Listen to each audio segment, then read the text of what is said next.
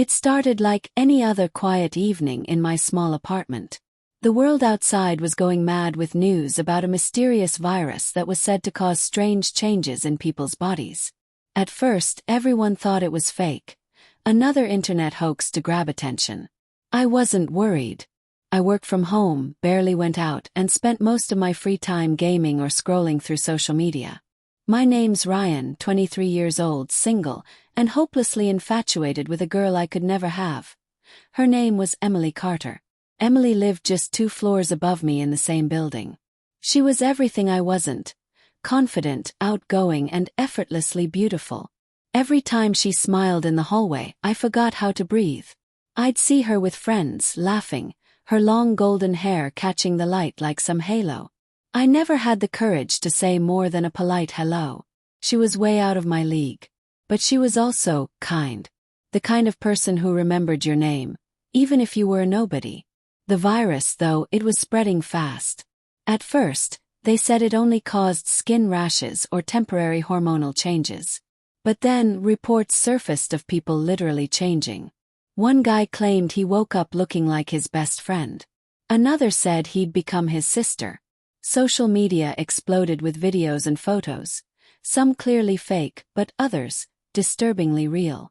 Faces morphing, voices shifting, entire identities rewritten overnight. They called it BT13, the body transformation virus. The government called for calm.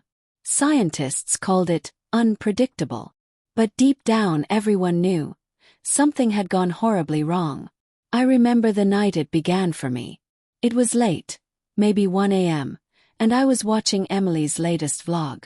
She was a small-time lifestyle YouTuber, nothing big, but she had this natural charm that drew people in. She was talking about confidence, how she learned to love herself after years of doubt. I remember thinking how lucky she was to be her. Then the news alert popped up on my phone. BT13 mutation detected in local area. Remain indoors. My heart skipped. That was our city. I laughed nervously, trying to brush it off. But I couldn't sleep. Sometime around dawn, I woke up drenched in sweat. My body felt wrong, too light, too tight, like my skin didn't fit. My reflection in the mirror made me flinch. My face looked softer. My jawline was less sharp, my lips fuller. I thought I was imagining things. Maybe it was stress. Maybe it was lack of sleep. I splashed water on my face and told myself to stop being paranoid. But when I touched my cheek, the skin felt smoother, unfamiliar. By afternoon, the changes had gone further. My voice cracked when I spoke, and my hair, normally short and dark, had started growing faster than I'd ever seen. I checked online forums. Thousands of people were reporting the same thing. Some were terrified, some were fascinated. There were rumors that the virus didn't just change your body randomly. It used your subconscious, your emotions, your desires, to decide who you would become. That's when it hit me like a truck. What if I was turning into Emily? It sounded insane, but I couldn't ignore the signs. My skin tone was matching hers. My freckles were appearing in the same spots. Even the faint dimple on her left cheek. I could see it forming on mine. Panic. I shut all the blinds, locked the door, and tried to call the health hotline, but the lines were jammed. My hands were shaking so badly I dropped my phone twice. My mind was racing. How could I explain that my body was morphing into my crush? The transformation sped up by the next morning. My chest felt tight, my waist narrower. The structure of my face was no longer mine. My reflection was a horrifying mix. Half Ryan, half Emily. It felt like a nightmare I couldn't wake from. I remember whispering her name to the mirror, like somehow it would stop the process. But it didn't. Every breath I took seemed to pull me further into someone else's skin. I tried to hide. I wore a hoodie, gloves, anything to cover myself. But every few hours something changed again. My voice, it wasn't mine anymore. When I spoke, it was hers. I froze the first time I heard it. That soft, melodic tone that used to make my heart skip. Now it came from my own mouth. I almost screamed. I didn't know whether to cry or laugh or lose my mind completely. The final straw came when I heard a knock at my door. My heart nearly exploded. It was Emily. Her voice came through softly. "Hey Ryan, you okay? You haven't been out lately." I couldn't answer. I stood there paralyzed, my own face halfway between hers and mine. I backed away from the door, terrified she'd somehow see me through it. I didn't respond, didn't move until she left. That night I looked in the mirror again, and for the first time I barely recognized a trace of myself. The reflection was almost entirely her. Every feature, every curve, every expression. My body, her body, was breathing in sync with mine. I reached out and touched the glass, trembling. Somewhere in the back of my mind I thought maybe this was what I always wanted, to be close to her, to understand her. But not like this. Not by losing myself. As the moonlight filtered through the blinds, I whispered to my reflection, "Please stop." But the reflection smiled back. Emily's smile, and it wasn't under my control. That's when I knew the virus had gone too far. The next few days were a blur of fear, confusion, and disbelief. I stopped checking my messages, stopped answering calls. My body was changing faster than I could process. Every morning I woke up as someone a little less like Ryan and a little more like Emily. My shoulders had narrowed. My hands had become smaller and more delicate. My hair reached down to my neck, lightening in color each day until it shimmered like gold under the light. I couldn't deny it anymore. Whatever BT13 was doing, it wasn't random. It was reading me, rewriting me, turning me into the person I thought about most. I didn't want to look in the mirror, but I couldn't stop myself. It was like watching my life dissolve in real time. Every feature that once defined me was fading. My voice was now unmistakably hers. I'd speak just to hear it, and each time it tore me apart a little more. The words sounded warm, feminine, gentle, but they weren't supposed to come from me. Felt wrong. Yet, deep inside, a strange calmness lingered, like my mind was adapting even as my body was betraying me. I tried to fight it. I searched for ways online to stop the transformation. Old news articles, experimental treatments, government reports. But most of them said the same thing. Once the virus reached the neural stage, there was no reversal. That word, neural, haunted me. It meant it didn't just change your body. It rewired your brain, your emotions, your memories, your sense of self. I couldn't let that happen. On the third day, something terrifying occurred. I woke up and couldn't remember what my voice used to sound like. I tried to mimic it, but all that came out was Emily's tone. Soft, expressive, slightly breathy. I realized I was forgetting parts of me. My reflection didn't just look like Emily anymore. It felt like her. My expressions, the way I moved my head, even the tiny quirks in how I smiled. They were hers. I hadn't just become her twin. I was her shadow, mimicking everything she was, without her permission. I decided to go outside, even though every instinct told me to hide. I wrapped myself in a thick hoodie and sunglasses and stepped into the hallway. My heart raced when I saw her, the real Emily, talking to a neighbor. For a moment I froze, unable to breathe. Seeing her in person while being her duplicate felt surreal. Like looking at a mirror that wasn't supposed to exist. She turned slightly, smiling at something the neighbor said, and I felt this deep ache inside, like a memory that wasn't mine tugging at my chest. When she noticed me, my stomach dropped. "Hey Ryan," she called, stepping toward me. Her eyes narrowed slightly, like she sensed something was off. I panicked, mumbling something about feeling sick, then hurried down the stairs before she could get a closer look. My legs felt weak, trembling as I reached the street. People were staring. Maybe it was because I looked so different. Maybe they thought I was Emily herself. I heard whispers. "Isn't that the girl from upstairs?" The fear hit me so hard I almost fainted. I ran back inside, slamming the door behind me. My reflection in the mirror looked exactly like hers now. Not similar, not close, identical. I touched my cheek, my hair, my lips. The world tilted around me. I wasn't in control anymore. By evening, I started noticing new sensations. Subtle, yet impossible to ignore. My movements were lighter, my gestures softer. I caught myself humming the same tune Emily used in her vlogs. It wasn't just mimicry. It was instinctive, like my brain had copied her rhythm. I tried writing in my journal, hoping it would ground me. But my handwriting wasn't mine anymore. It was neat, rounded, exactly like hers. Every letter I wrote felt foreign. I dropped the pen, shaking. Then came the dreams. I started seeing fragments of her life. Memories that couldn't belong to me. I saw her sitting at a cafe, laughing with her best friend. I saw her painting her nails, staring out the window. I saw her crying alone one night, whispering something I couldn't quite hear. Each morning I woke up with tears in my eyes, unable to tell where she ended and I began. The worst part was I didn't hate it. I wanted to hate it, to fight it, but the more I resisted, the more it pulled me in. It was like being submerged underwater, and the deeper I sank, the more peaceful it felt. I could feel her thoughts bleeding into mine. I knew how she saw the world, how she thought about herself, even how she felt about me. Ryan. It was strange. She actually liked me. She thought I was kind, even though I barely spoke to her. The realization crushed me and warmed me at the same time. But that also meant I wasn't just losing myself. I was inheriting her. Every fear, every insecurity, every little piece of who Emily was, it was becoming part of me. And there was no switch to turn it off. I tried recording myself to prove I wasn't losing my mind. I set up my phone and spoke into the camera. My name is Ryan. I'm still me. I'm still. I stopped. Hearing Emily's voice say my name broke something inside me. I stared at the screen, trembling, whispering, "What are you doing to me?"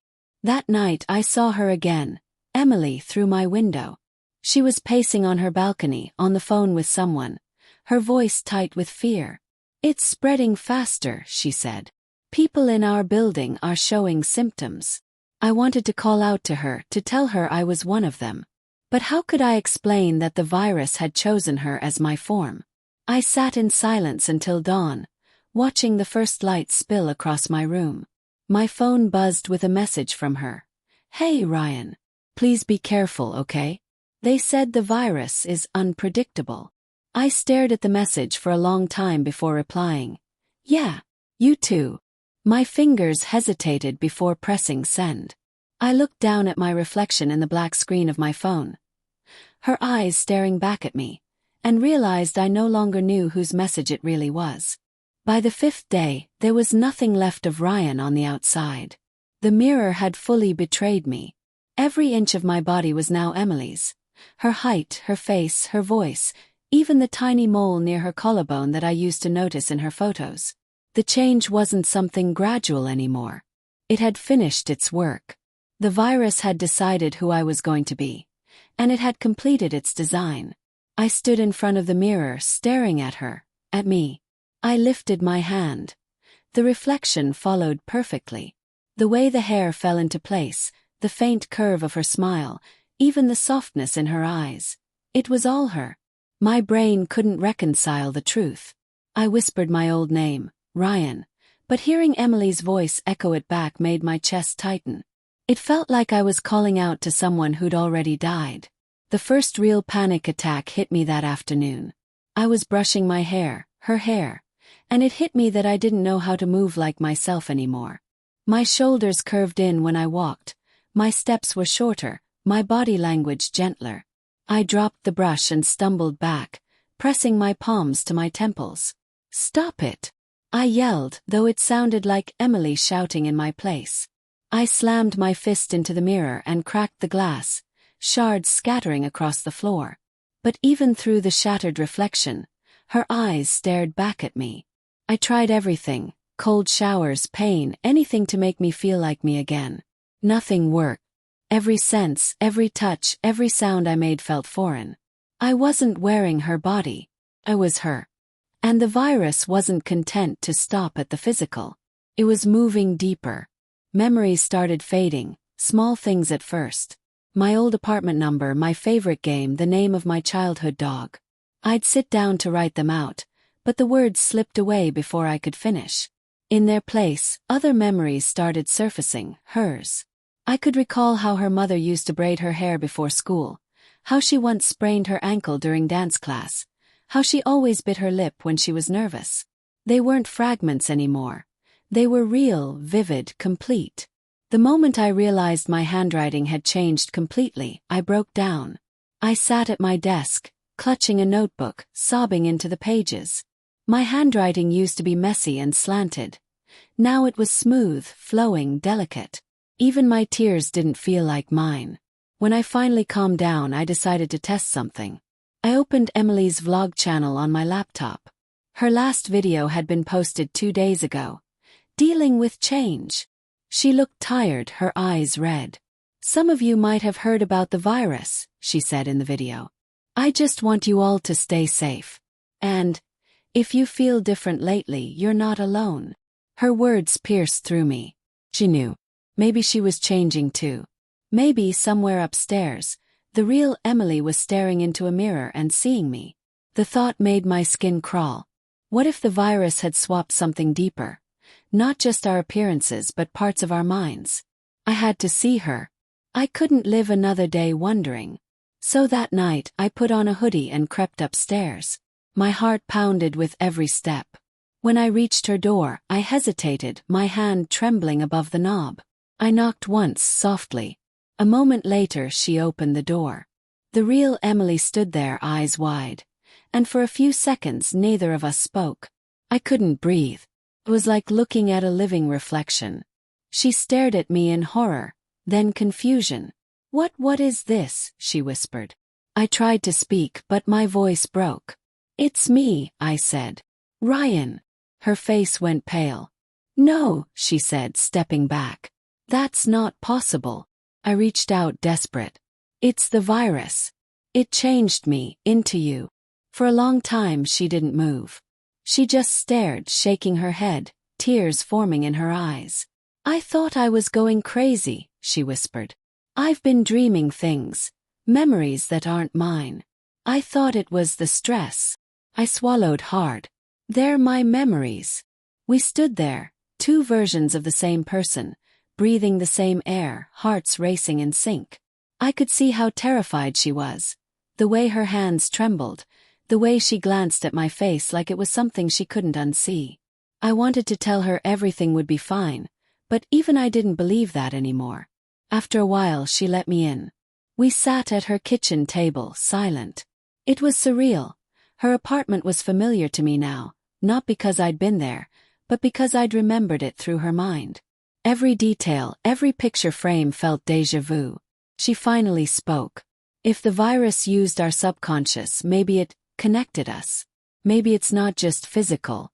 Maybe that's why I've been feeling what you feel." Her voice trembled, and I realized she wasn't just scared of me, she was scared for me. I was a mirror of her, but one that carried her emotions multiplied tenfold. I whispered, "I can't stop it, Emily. I don't know how to be me anymore." She reached across the table, touching my hand gently. "We'll figure it out." Her touch was warm, grounding, almost electric. For a moment, it felt like I was touching myself, like our minds synced for a heartbeat. Images flashed through my head. Her childhood, her favorite songs, the nights she stayed up editing her videos. I gasped and pulled away. She did too, clutching her head. "Did you?" "I saw it," I said breathlessly. "Your memories." The connection was deepening. The virus had linked us in ways no one could explain. It wasn't just transforming me, it was merging us. That night I couldn't sleep. I kept seeing her face, my face, in every reflection. Every sound of her voice echoed in my thoughts. I started hearing her before she even spoke. The line between us was thinning. I wasn't sure where Ryan ended and Emily began. The next morning when I looked in the mirror, I didn't say my name. I couldn't. The word felt wrong, distant. I touched my cheek and whispered, "Emily." And for the first time it felt natural. Too natural. That's when I realized the transformation wasn't just about changing my body. It was rewriting my soul. The following days felt like waking up inside someone else's dream. My memories of Ryan faded further, replaced by vivid recollections that didn't belong to me. Emily's childhood home, her best friend Lily, her college years, the smell of her favorite perfume. It was all so sharp, so real, that sometimes I'd forget I wasn't actually her. When I walked around the apartment, I caught myself humming the songs she loved. My reflection no longer startled me. I'd touch my face, brush my hair aside, and for a fleeting moment, I wouldn't feel like an intruder anymore. It was frightening how quickly I adapted to it. But deep down, something was still fighting. Somewhere inside, Ryan was still whispering, still trying to hold on. His thoughts were like echoes in a storm, faint but insistent. I'd wake up and think, I'm Ryan, only for my own voice to betray me again. Emily's tone, her mannerisms, her gentle cadence, they were now instinctive. One morning I heard a knock. When I opened the door, Lily was standing there, Emily's best friend. She looked relieved to see me, completely unaware that the real Emily was upstairs. "Hey you've been off the grid lately," she said with a smile. I was worried. Her words froze me. I tried to answer like Emily would. "Yeah, I've just been dealing with things." The way it came out scared me. It was flawless. Natural. Lily nodded sympathetically. "I get it. You always put too much pressure on yourself. But hey, we're going to the cafe later if you want to join." I smiled automatically, her smile. "Sure. I'll come by." As soon as Lily left, I shut the door and slid down against it, trembling. I could impersonate Emily perfectly now. Even people closest to her couldn't tell the difference. It wasn't an act anymore. It was instinct, like I'd rehearsed her entire life without realizing it. Later that day, I went out dressed as her. It wasn't even a decision. It just felt like something I had to do. The sunlight hit my hair, the wind brushed against my skin, all sensations that felt too vivid, too strange. The world looked brighter, softer. Even the way people treated me was different. Strangers smiled, doors opened for me, eyes lingered longer. It was a world I'd never experienced before. Not as Ryan. At the cafe, Lily waved me over, chatting like nothing was wrong. "I've missed this," she said. "You've been distant lately. You okay?" I hesitated, choosing my words carefully. "I'm just trying to find myself," I said softly. She laughed. "That sounds like you." Her words stung. "That sounds like you." 'Cause now it was. I was her voice, her face, her presence. Every movement felt scripted, yet genuine. It scared me how easily I blended in, how the virus hadn't just changed me, it had prepared me. That evening, I returned to Emily's apartment. She was waiting for me. "You went outside," she said quietly. I nodded. I had to. I couldn't keep hiding. Her eyes searched mine. "Did anyone recognize you?" "Everyone did," I said, trembling. "They thought I was you." She pressed her hand to her chest, breathing unsteadily. "This is wrong," she whispered. "We can't both exist like this." I wanted to tell her she was right, but part of me wasn't sure anymore. Living as her had felt strangely freeing. I wasn't invisible like before. People saw me, heard me, cared. For the first time, I understood how she felt when she smiled for her camera, the mix of warmth and loneliness beneath it all. We sat across from each other in silence. The room felt heavy with unspoken fear. I could feel her thoughts even without words. She was as lost as I was. Finally she said, "I think the virus did more than copy me. It's blending us. You're becoming me. And I'm starting to feel pieces of you." I blinked. "What do you mean?" "I keep remembering things I never lived," she said softly. "Your apartment." A voice. "That night you watched my video." The room went still. I realized she wasn't imagining it. She really could feel me inside her thoughts. The connection was no longer one-sided. We were merging. Days blurred together after that. We started finishing each other's sentences without realizing it. I'd think of something and she'd say it. Sometimes we'd both laugh at the same time and then stop, realizing how identical it sounded. One night she turned to me and whispered, "Do you still feel like Ryan?" I opened my mouth to answer, but the words wouldn't come. I didn't know anymore. My memories of my old life were fading faster. My voice trembled as I said, "I think I'm both." Her eyes filled with tears. Then who am I? It was a question neither of us could answer. The virus had blurred every boundary between us. Body, memory, emotion, identity. We were becoming one person split between two bodies. And the thought was both terrifying and strangely peaceful. At night, I'd dream of her life, but I'd see myself in it. Her school memories replaced with mine. Her mother's voice calling my name instead. It was like our timelines were weaving into a single thread. One evening I looked at her and said softly, "Maybe the virus isn't a mistake. Maybe it's trying to connect people, to make us understand each other completely." She shook her head, her expression a mix of fear and sadness. At what cost? Her question lingered in the air like a shadow. The cost was me or us or whatever was left of who we used to be. The next morning I caught my reflection and didn't flinch. For the first time I didn't feel wrong. I didn't feel like a copy. I simply felt whole. Maybe because somewhere Emily was starting to feel the same. The virus had turned us into each other, but it had also shown me what it meant to truly be someone else. To live their fears, their hopes, their heart. It was beautiful and unbearable at the same time. That night we sat together side by side, our reflections perfectly aligned in the window glass. Two faces, one identity. Emily reached over, holding my hand. "No matter what happens," she said softly, "we'll face it together." And as the city lights flickered in the distance, I realized she was right. Because even if we were becoming one person, at least neither of us had to face it alone. The day everything changed for the last time began quietly. The city was still under quarantine, the streets empty, the air filled with that haunting calm that comes after too much fear. I woke up before dawn, sitting at the window of my apartment. Our apartment now, because it didn't feel like mine or hers anymore. The world outside looked faded, like the color had been drained from it. Maybe it wasn't the world that changed. Maybe it was me. I tried saying my name again. Ryan. It felt strange, distant, like a word from a language I used to speak but had forgotten.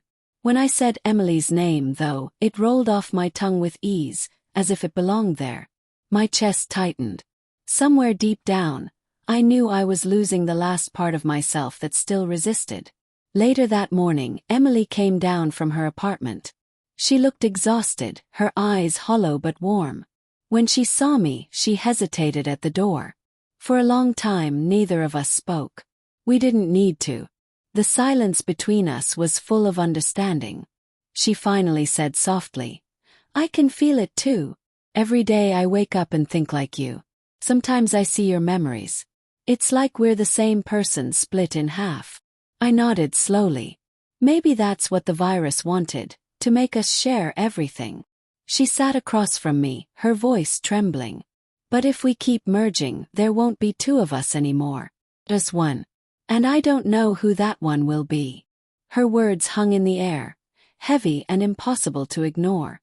I looked at her, the real Emily, and realized that even she was beginning to lose herself. Her voice carried traces of me now. Her eyes flickered with thoughts that weren't hers. The transformation had gone beyond our bodies. It was rewriting our souls. We spent hours talking, trying to figure out what to do. Scientists on the news said the virus was mutating faster than anyone predicted. Some people were disappearing altogether, literally fading out of existence, as if the world could only hold one version of them. Others were merging with the people they'd transformed into, their lives fusing into one shared reality. That night Emily took my hand. "If it comes to that," she whispered, "I don't want to fight it. I'd rather become one with you than lose everything." Her words broke me, but they also comforted me. I could feel the virus inside both of us now, subtle but constant, humming like an unseen thread tying us together. Our pulses matched, our breathing synchronized. Even our thoughts seemed to echo each other. We stood in front of the mirror again, side by side. Two identical reflections staring back. Her face, our face, was calm, almost peaceful. For a moment, it was impossible to tell which one of us was real. Maybe neither of us was. I used to think I wanted to be you, I said quietly. To understand what it felt like to live your life. But now, I just want to remember who I was. She turned to me, her eyes filled with tears. Maybe you already are me. Maybe I'm already you. Maybe remembering doesn't matter anymore. Her hand reached for mine, fingers trembling. When our palms touched, the air seemed to shift. The warmth spread from her skin into mine, bright and strange. The world tilted slightly, colors bending, the edges of everything softening. For a heartbeat I thought I was fainting. Then I realized what was happening. We were merging. It wasn't painful, just overwhelming. A rush of images flooded through me. Her laughter, my fears, her childhood memories, my quiet nights alone, her dreams, my regrets. They blended together until there was no border between them. I saw her life through my eyes and mine through hers. Every feeling, every thought, every heartbeat became one. When I opened my eyes again, Emily was gone. Or maybe she wasn't. I looked into the mirror, and the reflection smiled faintly. The person staring back wasn't Ryan or Emily. It was both of us, a single identity stitched together by something beyond explanation. I touched my face. We're still here, I whispered. Just different. Outside, the first light of dawn spilled across the buildings.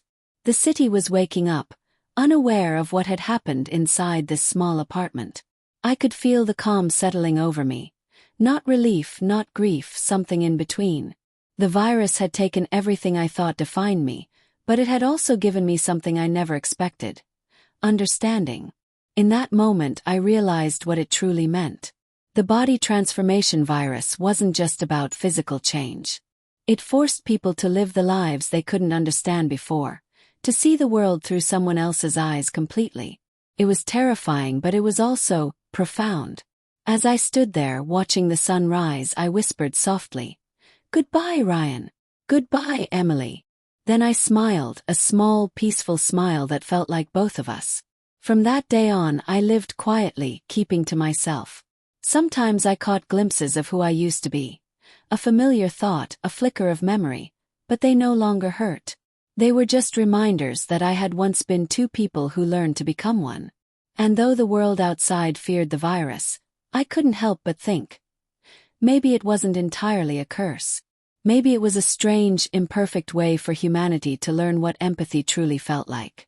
Because somewhere deep inside, a part of me still remembered what it was like to look at Emily with admiration. And now, when I looked in the mirror, I saw that same admiration reflected back. Not for someone else, but for the person we had become.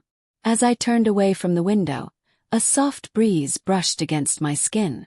I smiled, whispering the final words that felt like both a farewell and a beginning. Thanks for watching. Please subscribe to our channel.